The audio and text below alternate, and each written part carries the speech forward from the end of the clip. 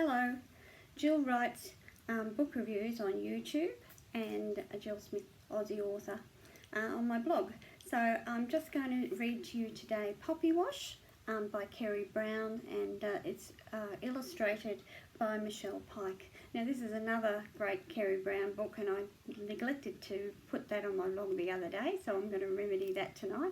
But basically it's a great children's book, a picture book obviously, with some great illustrations. So I'll just read it quickly to you and just say it's a really good book, and I'll try and do it down here because obviously it's easier to do the pages. Poppy had the best job in the world. Every day she washed and polished on all Mikes and models of dragons at her ride-through dragon wash. How good can that be?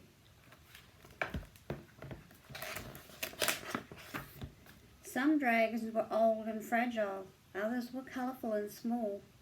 Some were enormously fat and others gigantically tall.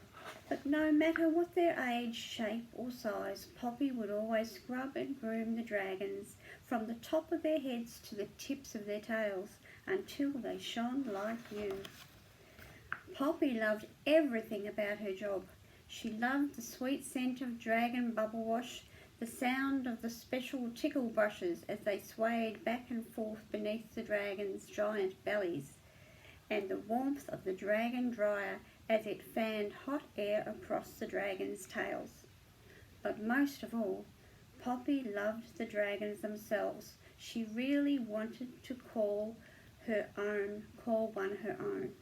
Her friend Smudge Daly had a dragon. His was a red dragon, and it went really fast. Here he is with his really fast dragon. Isn't that gorgeous? One hot summer's day, as Poppy was hiking up the hill to work, she decided it was time to find her very own special dragon, one that she could love and take care of, and it would make getting to work so much easier. Poppy began her search for the perfect dragon that afternoon. Her first stop was Dragoona. Dragoona sold shiny new dragons. They looked magnificent, standing so tall and proud. There were lots of different dragons to choose from, but one thing they all had in common was the price hanging around their necks. It was quite steep. There was no way Poppy could afford a new dragon, so Poppy decided to try the used dragon yard. There were plenty of second-hand dragons for sale, all trying hard to stand as tall and as proud as the new dragons at Dragoona.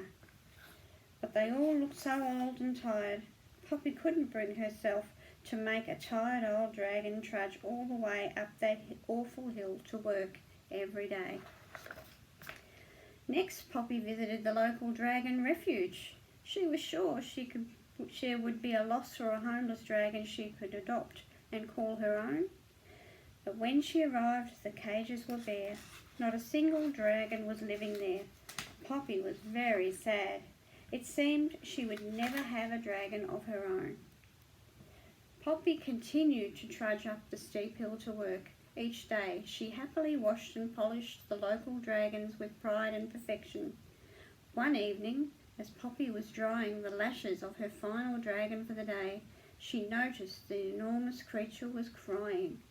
Huge tears ran down his puffy cheeks. "Whatever is the matter?" she asked the tearful dragon.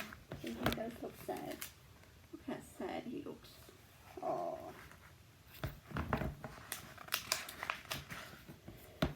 The dragon opened his mouth to reply, but it could only whimper. He pointed to his gums. Poppy climbed towards the dragon's mouth and carefully prized open his trembling lips. Inside, she found a set of twisted traffic lights, wedged between the dragon's teeth. "Oh, you poor old thing," she exclaimed, and immediately set about removing the lights from the dragon's mouth. The dragon couldn't thank Poppy enough. She felt so much better. The next morning, when Poppy arrived at work, she noticed there were dozens of dragons lined up and down the street outside the dragon wash. As Poppy looked closer, she realised that most of the dragons were already sparkling clean. Whatever could they want, she wondered. Look at all the dragons. There's so many lined up.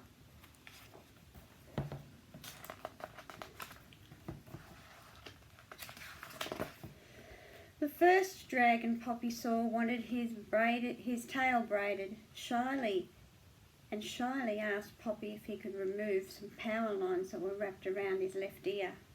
The second dragon wanted her paws painted bright red and asked Poppy if she could have her paws massaged too. They were sore and tired after she screeched to a stop at a pedestrian crossing. Well, as the day went on, each dragon not only wanted Poppy to groom and pamper them, but also wanted her to fix something that was causing her pain.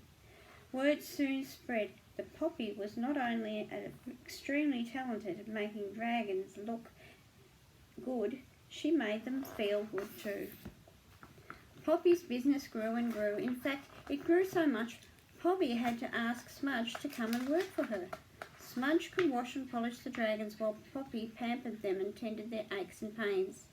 Poppy even bought an old building next door to give herself and the dragons more room. Poppy's new business quickly became known as the Lair of Care. It was the #1 place in town for dragons. Before long, Poppy realised she could no longer wanted her very own dragon. She was surrounded by a family of special dragons every day. Poppy had never felt happier. In fact, she was so happy that each morning she skipped all the way up the very steep hill to work. There she is. She is looking very happy. So Poppy was very happy. But if you're ever in the area, it would be nice to swing by and give her a lift. So yes, it's a great little book. This is a bit longer than I'd normally spend on a video, so I hope you enjoyed that. But Poppy Wash by Kerry Brown, that's another of Kerry Brown's creations, and it's a really good one. As I said, Michelle Pike has done some beautiful illustrations to complement the story.